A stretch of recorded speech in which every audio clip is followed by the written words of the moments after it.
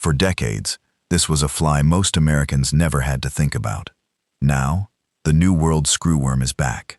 And the disturbing part is not the adult fly itself. It is what happens after a female finds an open wound. She can lay 200 to 300 eggs at a time. When those eggs hatch, the larvae do not simply feed on dead tissue.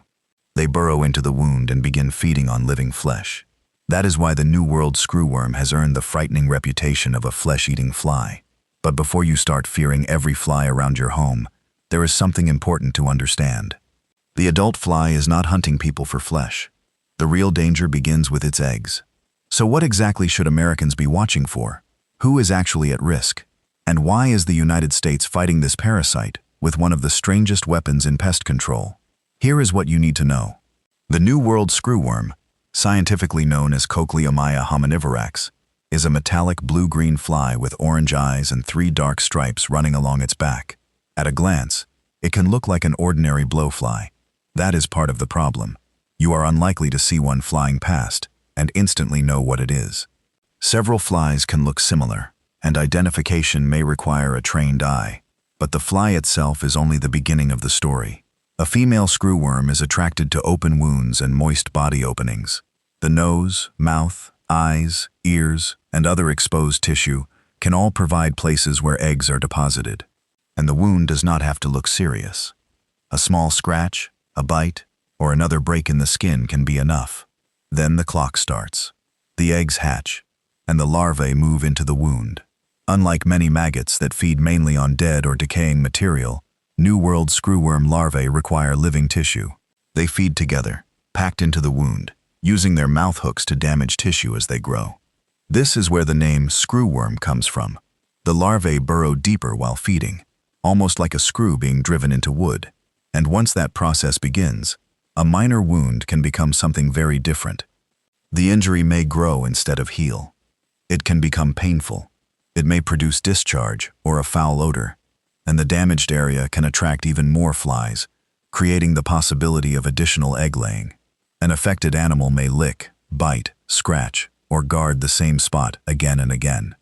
Without treatment, the tissue damage can become severe, and in serious cases, the infestation can be fatal. But the larvae do not stay there forever. After feeding for about a week, mature larvae leave the host and fall to the ground. They burrow into the soil, pupate, and later emerge as adult flies. Then another generation is ready to search for wounds. That cycle explains why animal health officials care so much about finding infestations early. One untreated animal can become more than one sick animal. It can help keep the life cycle going. And almost any warm-blooded animal can become a host.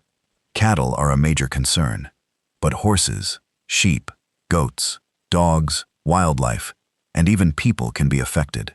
For pets, the risk is easy to imagine. A dog gets a cut while running outside. An animal has a healing surgical wound. A newborn has exposed tissue around the umbilical area. To us, those may look like small injuries. To a female screwworm fly, they can look like an opportunity. And yes, humans can be infested too. The condition is a form of myiasis, meaning fly larvae are living and feeding in or on the body. But this is where the story needs perspective. The CDC says the risk to people in the United States remains low, and no locally acquired human infestations have been reported in the country during the current outbreak. So this is not a reason to panic every time a fly lands nearby. The higher concern is for people with open wounds, who live, work, or travel in places where screwworm flies are circulating, especially those who spend a lot of time outdoors or around animals. If the human risk is low, why is America treating this fly like such a serious threat? Because the country has already fought it once. And what scientists use to defeat it sounds almost unbelievable. They fought flies by releasing more flies.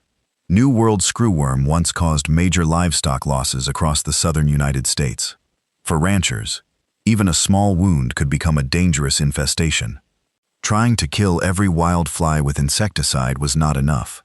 So scientists attacked the one part of the screwworm life cycle they could exploit: reproduction. The method is called the Sterile Insect Technique, or SIT. Screwworm flies are raised in large numbers and sterilized before release. They are then dispersed into areas where wild flies are present. The strategy works because female New World screwworm flies typically mate only once. If a wild female mates with a sterile male, her eggs do not produce a new generation. Now imagine that happening again and again across an entire region. The more sterile males there are, the harder it becomes for wild females to find fertile mates. Eventually, the wild population falls. This approach helped eradicate New World screwworm from the United States in 1966, and it was used again to eliminate an outbreak in the Florida Keys in 2017. For decades, that success made screwworm feel like a problem from another place and another time. Then the situation began changing. Starting in 2023, an outbreak moved north through Central America and Mexico. Officials watched closely as detections moved closer to the United States. Then, on June 3, 2026, USDA confirmed New World screwworm in a calf in Zavala County, Texas. The larvae were found around the calf's umbilical area. Additional detections followed, including cases in other animals, and federal and state officials expanded surveillance, trapping, animal inspections, movement controls, and sterile fly releases. The response is not small. USDA has been dispersing sterile flies on an enormous scale, and facilities in Texas have been built to expand the range of those releases. It sounds backwards the first time you hear it. Fight a dangerous fly by releasing millions more. But sterile flies cannot produce larvae.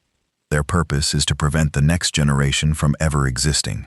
And that brings us to the question that matters most if you own animals or spend time outdoors. What should you actually look for? Do not focus only on the fly. The wound is often the more important warning sign. Watch for an injury that gets worse instead of better. Look for unusual pain, discharge, bleeding, a strong odor, or visible maggots. On an animal, repeated licking, biting, scratching, or protecting one area can also be a clue that something is wrong. If you see maggots moving inside a fresh wound, especially in an area where screwworm has been detected, do not assume they are ordinary maggots.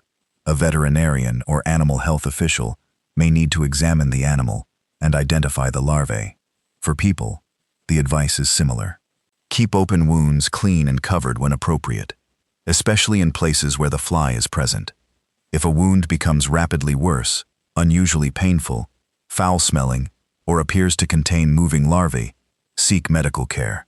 The biggest mistake, however, would be to misunderstand what flesh-eating fly really means.